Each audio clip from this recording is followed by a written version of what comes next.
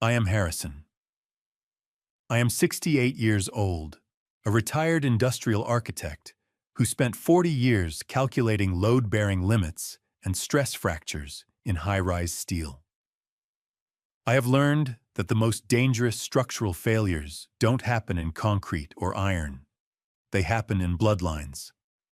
I calculated that giving my daughter and her husband a debt-free life and a safety net of $175,000 would secure their future and my legacy. I was wrong. The math was flawed. They took the safety net, cut the ropes, and used the proceeds to finance a vacation meant to celebrate my exclusion.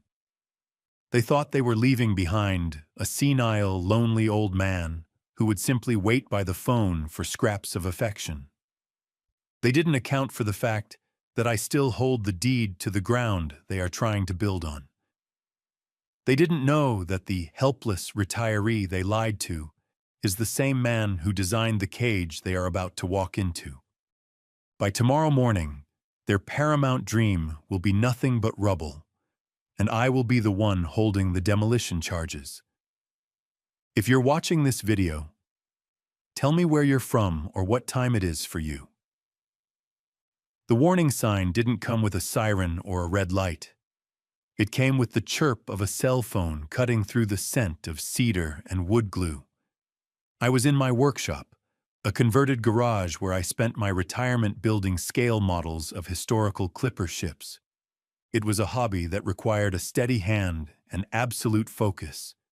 Two things I prided myself on retaining despite my age. I was currently applying a microscopic layer of varnish to the hull of a 150 scale Cutty Sark. The phone buzzed against the workbench, vibrating a chisel dangerously close to the edge. I wiped my hands on a rag, careful not to get any varnish on the screen, and looked at the caller ID. Bianca. A reflex of warmth hit my chest. My daughter. My only child. Since Scarlett passed 3 years ago, these calls were the pilings that held my week up above the waterline. I slid the answer button and put the phone to my ear, already smiling. "Hi, honey," I said, keeping my voice light. "I was just thinking about you. I found that old travel journal your mother kept from '95, the one where she listed all the spots in Hanalei Bay she wanted to visit." "Hey, Dad." The warmth in my chest cooled instantly. Her voice wasn't right. It was flat, sterile. It sounded like she was reading from a teleprompter in a room full of lawyers. There was no background noise, no grandkids screaming, no television, no clatter of dishes. Just a dead, airless silence. "Is everything all right?" I asked, setting the rag down. "How are the kids?" "The kids are fine," she said quickly. Too quickly. "Dad, listen, I don't have much time. I'm calling about the trip." The trip, the family pilgrimage to Hanalei Bay on Kauai. It was supposed to be our memorial for Scarlett. I had paid for everything. First-class tickets, a beachfront villa, a private catamaran charter. It was going to be the first time we were all together in a place Scarlett had loved. "What about it?" I asked. I was just about to confirm the menu with the private chef. I know Raymond hates cilantro, so I made sure. "We can't go," she interrupted. The words hung in the dusty air of the workshop. I blinked, looking at the intricate rigging of the model ship. "What do you mean, you can't go?" "The flight is in 3 days, Bianca.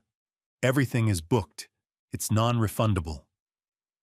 "I know, Dad, I know." She let out a sigh that sounded rehearsed. "It's Raymond. His job.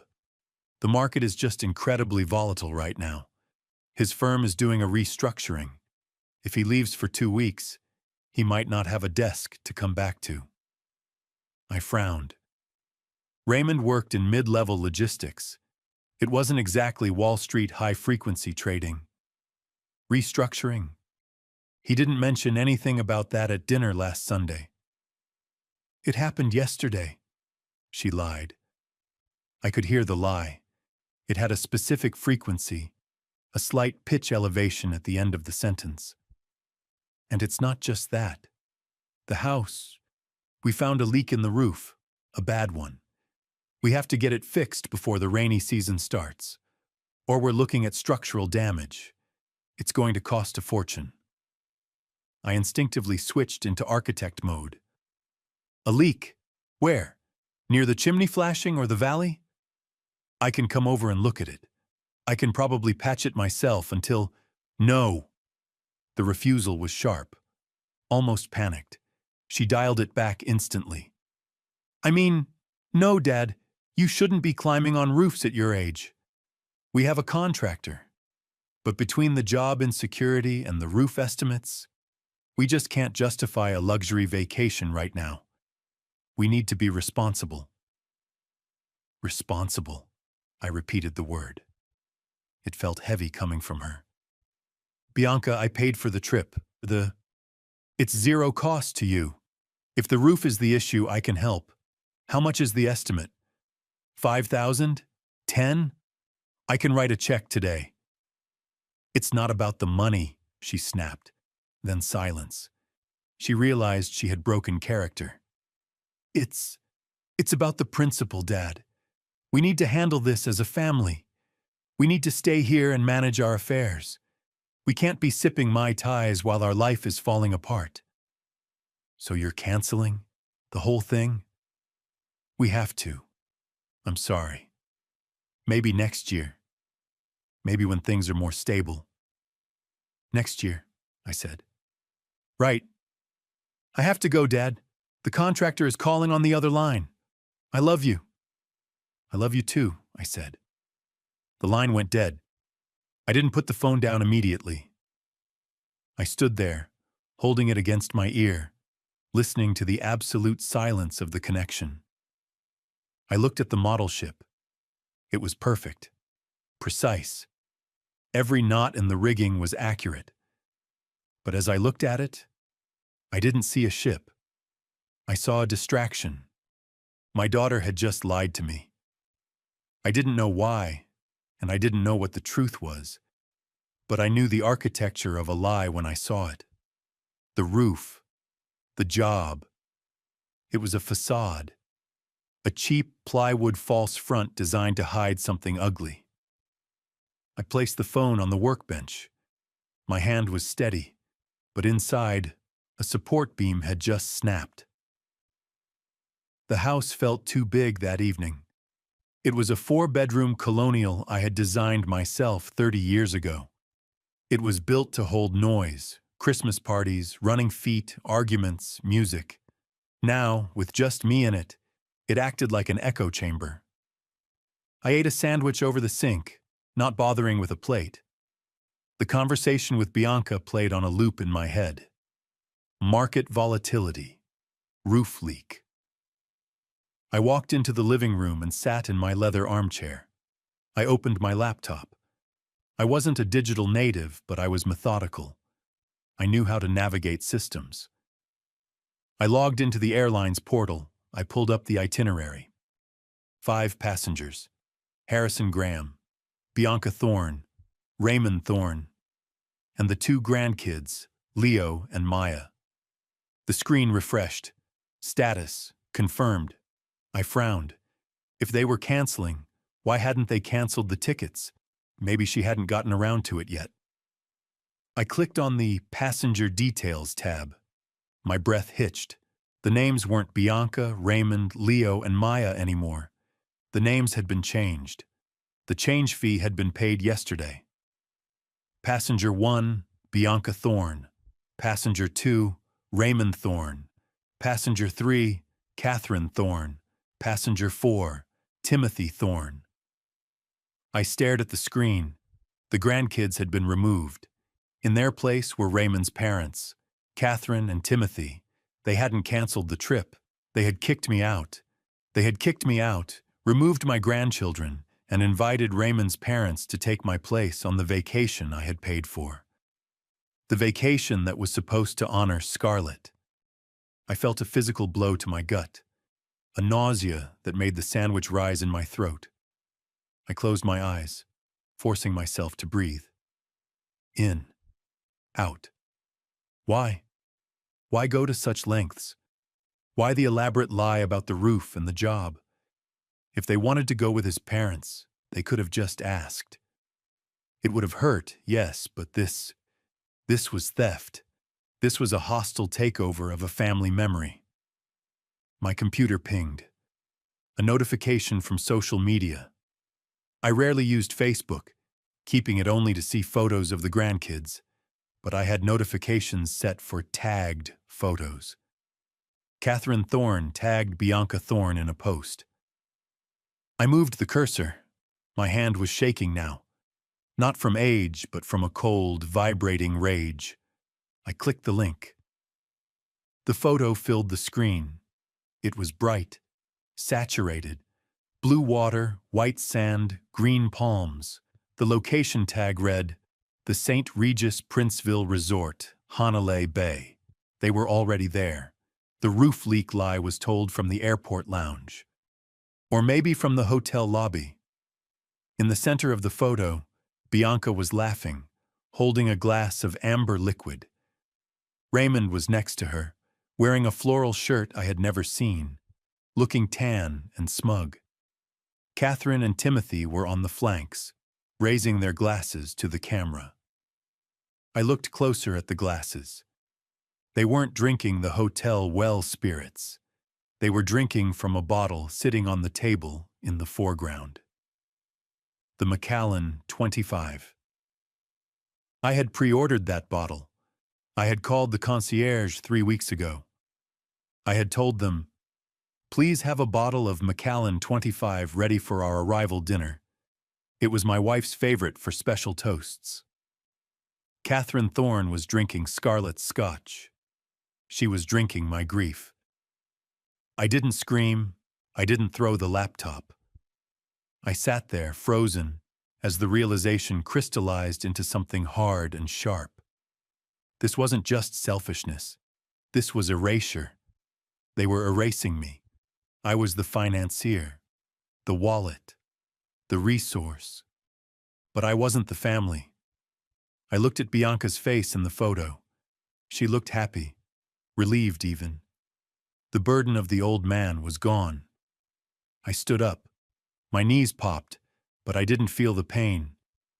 I walked to the hallway closet where I kept the safe. I spun the dial.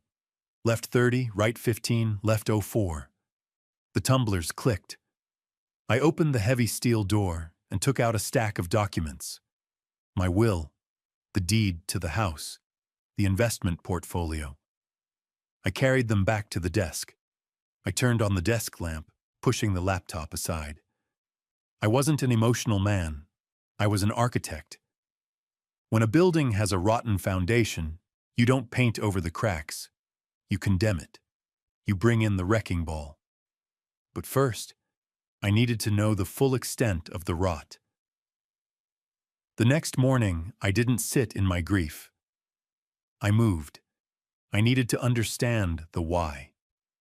Greed was the obvious answer, but the specific mechanics of the lie, the job instability, bothered me. Raymond was a mediocre logistics manager. He didn't have the ambition for a coup unless someone was whispering in his ear. I started digging into public records. If Raymond was restructuring, there would be filings. I searched his name in the state business registry. Nothing under Raymond Thorne. I searched Bianca. Nothing. Then I tried a different angle. I remembered a conversation from 6 months ago. Raymond had been bragging about a side hustle involving real estate. He had been vague, shutting down when I asked for details. I searched for recent LLC formations using their home address. Bingo. Paramount Estates, LLC. Registered 3 months ago. Agents, Raymond Thorne, Bianca Thorne. But there was something odd. The principal business address wasn't their home. It was listed as 440 Industrial Way, Suite B. I knew that district. It was the old manufacturing sector south of the rail yards. It wasn't a place for up-and-coming real estate moguls. It was a place for scrap metal and chop shops. I grabbed my keys. I needed to see it. The drive took 45 minutes. I took my old Ford pickup, the one I used for hauling lumber. It fit the neighborhood better than my sedan. The roads turned from asphalt to cracked concrete. Weeds grew through the fissures, waist-high. I turned onto Industrial Way. It was a corridor of rusted corrugated metal and chain-link fences topped with razor wire. Number 440 was a cinder block bunker with a faded sign that read, A&J Auto Repair. I parked across the street. My heart rate slowed. This didn't make sense. Raymond was terrified of getting his shoes dirty. What was he doing here? I watched the building for 10 minutes. A stray dog trotted past. No luxury cars, no suits. I got out of the truck. I was dressed in work boots and a flannel shirt. I looked like a foreman. I walked up to the side door of Suite B. The door was metal, dented. I tried the handle. Locked. I walked around the back. There was a window, painted over with black paint, but the glass was cracked. I used my pocket knife to scrape away a flake of paint. I peered inside. I expected to see renovation materials, maybe a secret office. I saw dust. It was empty. Completely empty, except for a folding table and a single chair in the center of the room. On the table, there was a stack of mail. I looked closer. The mail slot on the front door was overflowing. This wasn't an office. It was a drop. A wave of unexpected pity hit me. Was Raymond being scammed? Had he gotten involved with some predatory get-rich-quick seminar that made him rent a fake office to look legitimate? "Hey, you!" I spun around. A man in a grease-stained jumpsuit was standing by the auto shop bay, holding a tire iron. He didn't look friendly. "Can I help you?" I asked, keeping my voice calm. "This is private property. What are you looking at?" "I'm looking for Paramount Estates," I said. "My son-in-law runs a business out of Suite B." The mechanic barked a laugh. It was a harsh, grinding sound. "Business? Kid, nobody runs business out of there. That's a mail dump. Some fancy boy in a BMW comes by once a week, grabs the letters, and peels out like he's in a movie. Pays in cash. Always looks like he's gonna vomit from the smell of the rendering plant next door." "A BMW?" I asked. "Silver? 5 Series?" "Yeah, that's the one." The pity evaporated. Raymond wasn't the victim of a scam. He was the architect of one. I walked back to the truck. My mind was racing. Why rent a fake office in a slum? Why create an LLC with no assets? I sat in the cab and banged the steering wheel. Think, Harrison. Think like a structural engineer. You build a false front to hide construction. They registered the business at a fake address so that if I ever looked them up or if a creditor looked them up, they wouldn't find their home address immediately. Or maybe to hide assets. I looked at the glove compartment. I had a notepad there.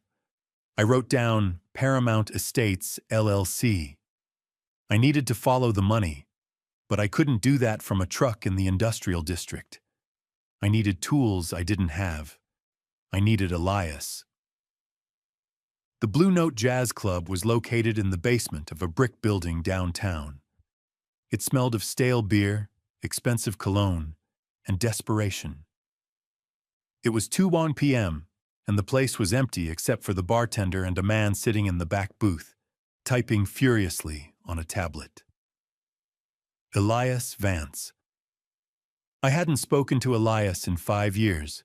I had fired him from my firm for unethical data acquisition. He was a forensic accountant who didn't believe in boundaries. He could find a penny in a haystack, but he usually burned the haystack down to do it. I walked to the booth. Elias didn't look up. He was younger than me, in his late 40s, wearing a suit that cost more than my first car. "You're blocking my light, Harrison," he said, still typing. "Hello, Elias?" He stopped. He looked up, his eyes narrowing behind rimless glasses. A slow, shark-like smile spread across his face. "Well, well, the moral compass of the architectural world. To what do I owe the pleasure? Did you finally design a building that fell down?" "I need a favor," I said, sliding into the booth opposite him. "I don't do favors. I do transactions." He tapped his tablet screen. "And you fired me." Loudly. I believe the phrase moral bankrupt was used. "I was angry," I said, "and you were hacking a client's server." "I was ensuring we got paid," he corrected. "And we did. But let's skip the reunion tour. You look terrible, Harrison. You look like a man who just found out the foundation is made of sand. Who is it? A contractor? A partner?" "My daughter," I said. Elias's smile faltered for a fraction of a second. He closed the cover of his tablet. "Family? Messy? Expensive? What did she do?" "She stole a vacation. But that's just the surface. She and her husband set up a shell company called Paramount Estates. They're hiding something. I need to know what." "And you want me to peek behind the curtain," Elias said. "Why should I? I bill $600 an hour, and I'm booked until Christmas." "Because you owe me," I said. "I owe you nothing." "I kept your license," I said quietly. "When the board investigated the data breach, I told them it was a software error. I took the hit on my reputation to keep you from going to jail. You kept your CPA license because I kept my mouth shut." Elias stared at me. The ambient jazz music seemed to get louder. He drummed his fingers on the table. "That," he said finally, "is a valid point. I always wondered why you didn't bury me." "I knew you were talented," I said. "Just dangerous." "Dangerous is what you need right now, isn't it?" "Yes." He opened the tablet.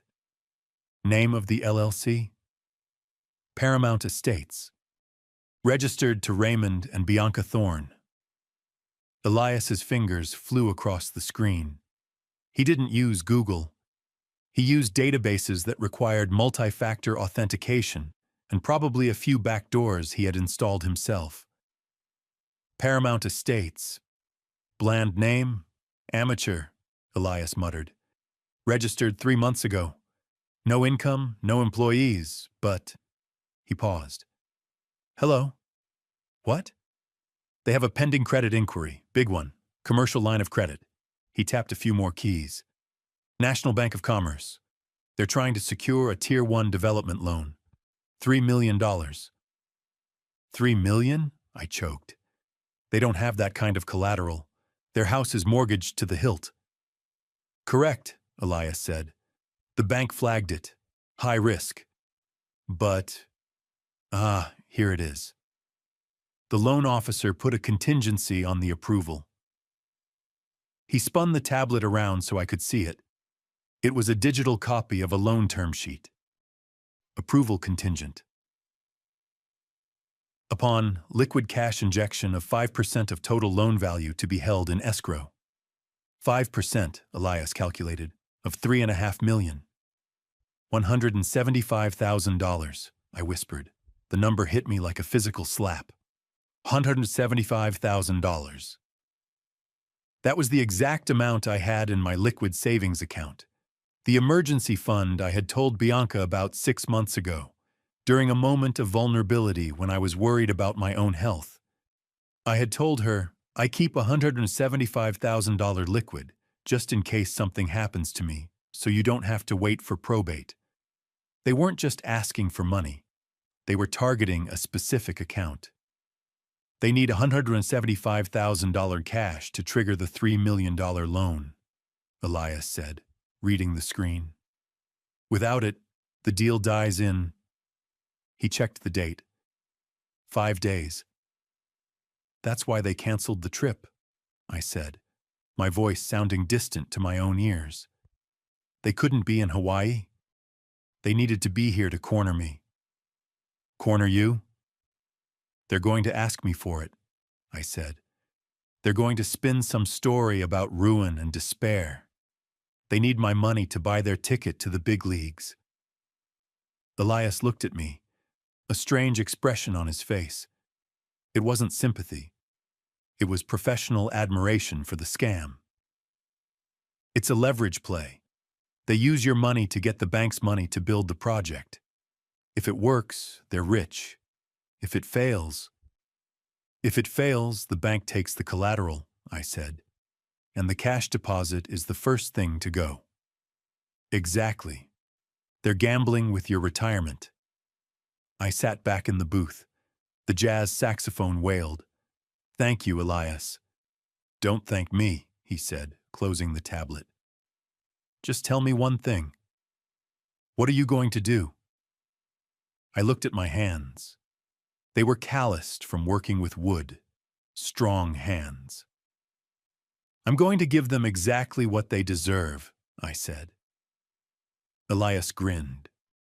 Now that is the Harrison Graham I wanted to work for. The meeting with Daniel Porter was short.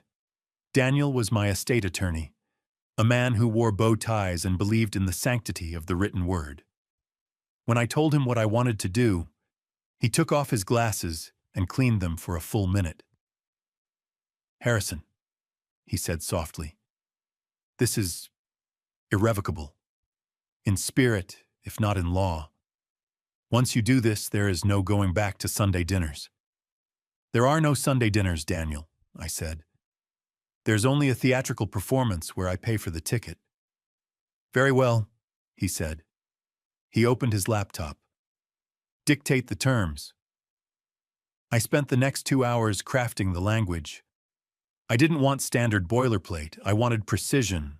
I wanted the amendment to the trust to be a structural cage that they could see but never escape. I left his office with a heavy blue binder under my arm. It weighed 3 pounds. It felt like 10 tons. When I got home, I began the staging. I vacuumed the living room lines into the carpet, perfect parallel tracks. I dusted the mantel. I took the photo of Bianca's graduation, the one where she looked so innocent, and moved it to the center of the coffee table. I went to the kitchen and took out the bag of Jamaican Blue Mountain coffee beans. I only bought them once a year. I poured them into the grinder. The noise was deafening, a mechanical scream that pulverized the beans into dust. I brewed a pot. The smell filled the house. It smelled like wealth. It smelled like safety. I sat in my armchair. I checked my watch. 2:00 p.m. Sunday. They would be here in 10 minutes. I practiced my face in the mirror of the hallway. I relaxed my jaw. I let my shoulders slump. I widened my eyes slightly. I needed to look like a man who was worried, a man who was lonely, a man who was waiting to be saved by his family. I needed to look like a victim. The tires crunched on the gravel driveway at 2:09 p.m. I watched from behind the sheer curtains. They were driving a black Mercedes S-Class. It was a loaner, or a lease they couldn't afford. It was shiny and aggressive. Bianca got out first.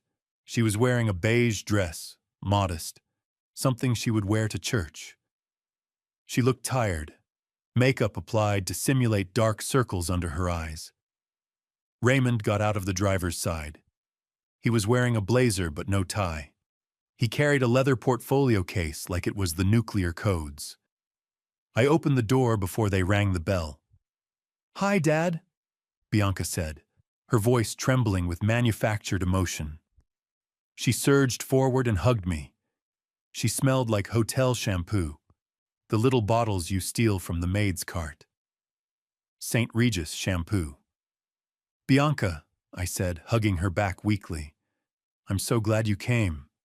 I've been, well, the house is very quiet. We missed you so much. She lied into my shoulder. Hey, Harrison, Raymond said, stepping into the foyer. He gripped my hand. His palm was damp. Thanks for seeing us. I know it's short notice. Come in, I said. I made coffee, the good stuff. We sat in the living room. The dynamic was set. I was in the armchair. They were on the sofa, sitting close together, a united front. The portfolio was on the coffee table between us. So, I said, blowing on my coffee. You said on the phone it was urgent. A life-changing opportunity? Bianca nodded. She looked at Raymond. He was the lead actor today. Harrison, Raymond began, unzipping the case. You know how hard we've been working. The logistics game. It's a dead end. But we found something. A way out. He pulled out a glossy brochure. It was printed on heavy cardstock. Paramount Estates was embossed in gold foil on the cover. We're moving into development, Raymond said, his voice dropping an octave to sound authoritative. We've secured a prime location in the industrial district. It's gritty now, but the city is rezoning it next year. We're going to build luxury lofts. The Foundry. He slid a rendering across the table. It showed glass balconies and happy digital people drinking espresso. It's beautiful, I said softly. It is, Bianca said, leaning forward. And it's for the family, Dad, for Leo and Maya, so they can have trust funds, so they can have the life Mom wanted for them. The mention of Scarlett was a sharp needle. I kept my face blank. We have the plans, Raymond said. We have the contractor lined up. We even have the bank on board. They love the project. They've pre-approved a $3 million line of credit. $3 million, I whistled. That's a lot of money, Raymond. It is. But there's a catch, Raymond said. He leaned back, the classic salesman's pullback. To unlock the capital, we need to show skin in the game. The bank requires a cash deposit. Liquid funds. How much? I asked. Raymond hesitated. He looked at Bianca. She nodded encouragingly. $175,000, Raymond said. He said it fast, like ripping off a bandage. It's a loan, Dad, Bianca added quickly. Strictly a loan. We'll pay you back with interest as soon as the first units sell. In 18 months, tops. We don't have that kind of cash sitting around. And if we don't pay the deposit by Friday, the deal evaporates. Someone else gets the land. I looked at them. I looked at the brochure. It was a prop. The land in the industrial district was likely cheap, but the construction costs would bury them. They weren't developers. They were tourists in a shark tank. But that wasn't the point. The point was that they had partied in Hanalei Bay while planning how to extract my savings. 175,000, I repeated slowly. That's my entire emergency fund, Bianca. That's everything. We know, she said. And we wouldn't ask if we weren't 100% sure. Dad, please, this is our future. This is the legacy you always talked about building. Legacy. They kept using that word. I stood up. I walked to the window and looked out at the oak tree in the front yard. I let the silence stretch. I counted the seconds. 1, 2, 10, 20. I could hear them shifting on the sofa. The leather creaked. They were sweating. I turned around. I put a look of resignation on my face, a look of a father who cannot say no. I understand, I said. Bianca let out a breath that was half sob. Oh, Dad, thank you. You won't regret this. I know, I said. Building a future, it's the most important thing. I can't let you miss this chance. Raymond was grinning now. The shark smile. You're the man, Harrison. Seriously. We'll draw up the promissory note tonight. No need, I said. They froze. I don't want a promissory note, I said, walking toward my study. If we're doing this, we're doing it right. I've already prepared the paperwork. You have? Raymond asked, confused. I anticipated you might need help eventually, I called out from the hallway. I saw this coming. I entered the study. I opened the drawer. The blue binder was there. I picked it up. It was time to spring the trap. I walked back into the living room. I didn't sit down. I stood at the head of the coffee table, looming over them. I placed the blue binder on the table. Thud. What is this? Bianca asked, reaching for it. It's the future, I said. Open it. She flipped the cover. Raymond leaned in.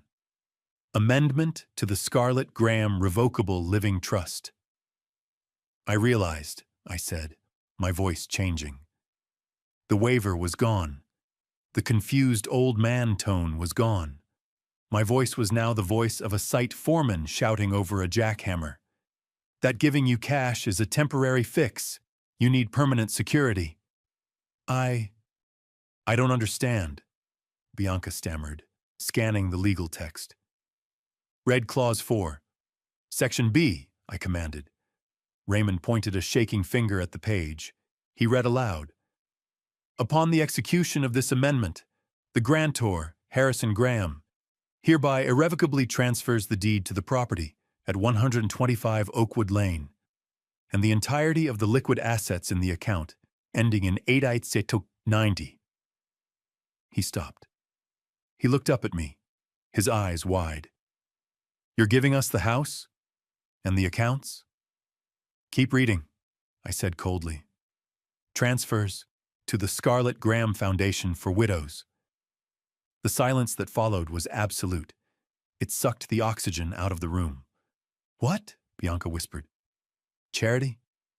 Read the rest, I said. Raymond swallowed hard. The beneficiary, Bianca Thorne, is hereby removed from all inheritance and claim to the estate due to... He choked on the words. Due to what, Raymond? I barked. Due to premeditated emotional fraud and gross violation of familial trust, he whispered. Bianca dropped the binder. It hit the floor. Dad, what is this? Is this a joke? Is Hanalei Bay a joke? I asked. The color drained from her face so fast it looked like a special effect. She went gray. The St. Regis, I said. The McAllen 25. The invoice found in the dumpster at 440 Industrial Way. Did you enjoy the view, Bianca? Did the scotch taste like victory? She stared at me, her mouth opening and closing. You knew? I knew before you even got on the plane, I said. I tracked the flight changes. I saw the photos. I hired a forensic accountant to find your loan application. I know you need $175,000 by Friday, or you lose your paramount dream. I leaned down, bracing my hands on the table, getting right in their faces. And I know that you were willing to look me in the eye, tell me you were broke, tell me you were afraid for your jobs, all while you were burning my money on a beach in Hawaii with his parents. I pointed at Raymond. Raymond started to stand up. Harrison, look, we can explain. It was a business trip. We took my parents because... Sit down, I roared. Raymond sat. There is no explanation, I said, straightening up. The amendment is signed. It is notarized. It is filed. As of this morning, this house belongs to the foundation. I retain a life estate, meaning I can live here until I die. But the moment my heart stops, the locks change, and you get nothing. Not a dime. Not a shingle. You can't do this, Bianca wailed. Tears were streaming down her face now, real tears of terror. "Dad, please, we'll lose everything. The bank. We spent our savings on the architects. If we don't get the deposit, we default on the pre-development costs. We'll go bankrupt." "Then you better start selling those leased cars," I said. "And maybe return that floral shirt, Raymond. It looks ridiculous." Bianca stood up, her legs shaking. She reached for me. "Dad, please, I'm your daughter." "My daughter would never have erased me," I said quietly. "My daughter would never have used her mother's memory as a sales tactic." The reality hit her, the weight of the loss. The $175,000 was gone. The inheritance was gone. The safety net was gone.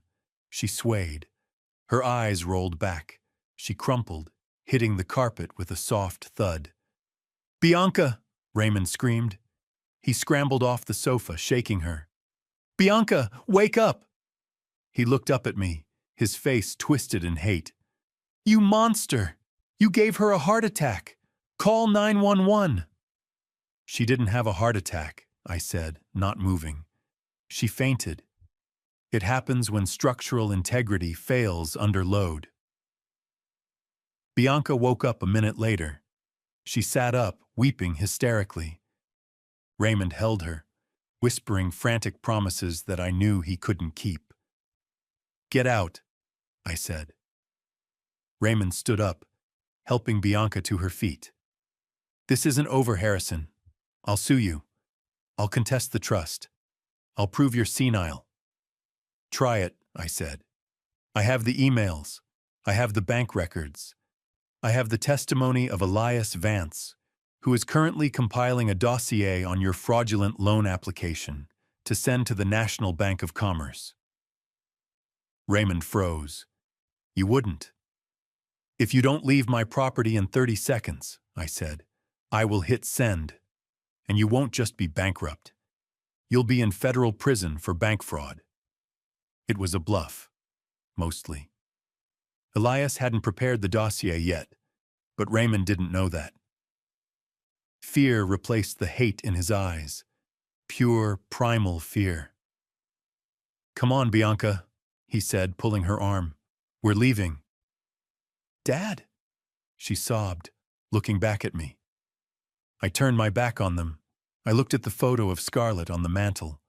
I heard the door open. I heard the shuffle of feet. I heard the door slam. I walked to the window. I watched them get into the Mercedes. Raymond fumbled with the keys, dropping them once.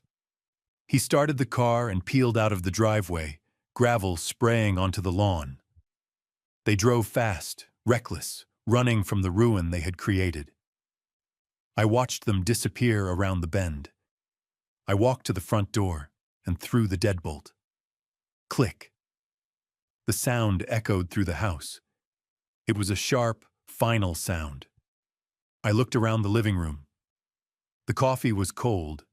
The brochure for Paramount Estates was still on the table. I picked it up and walked to the fireplace. I lit a match. I held the flame to the glossy corner of the brochure. It caught quickly, the gold foil curling and blackening. I tossed it into the grate and watched it burn until it was nothing but ash. The house was silent, but it wasn't the empty silence of before. It was the silence of a clean slate. The rot was gone. The foundation was secure. 30 days later, the air was different. I was sitting in seat 1A on a flight to Athens, connecting to Rhodes. I held a glass of champagne, real champagne, not the stuff they serve in economy. I checked my phone one last time before takeoff. No messages. I had blocked their numbers. Daniel Porter had informed me that they were filing for Chapter 11 bankruptcy. They had lost the deposit on the land. They had lost the lease on the Mercedes. They were moving into a rental apartment in the valley. Justice is a harsh architect. It builds exactly what you design. The plane began to taxi. I looked out the window at the tarmac. I saw a young couple struggling with their carry-on bags 2 rows back. The man was stressed, sweating. The woman was trying to calm a crying baby.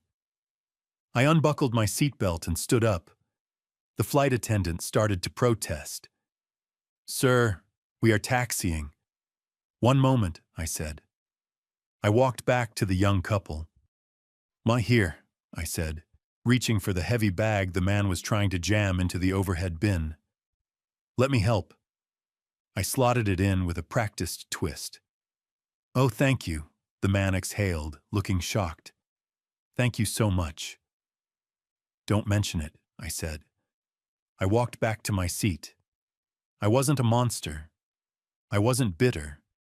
I was still Harrison Graham. I still helped people who needed it. I just had better criteria for who deserved it. The engines roared. The thrust pinned me to the seat. We lifted off, climbing above the clouds, heading east. I pulled a photo from my pocket. It was an old one. Scarlett and me, standing in front of the Parthenon in 1980. "We're going to Rhodes, Scarlett," I whispered, "just like we planned." I raised my glass to the window, to the blue sky, to the horizon. "To foundations," I said. And for the first time in 3 years, the structure of my life felt sound. If this story resonated with you, leave a like and consider subscribing. You can also drop any comment below, even just one word. Maybe tell me where you're watching from, or what time it is right now. Sometimes one word is enough to say you were here.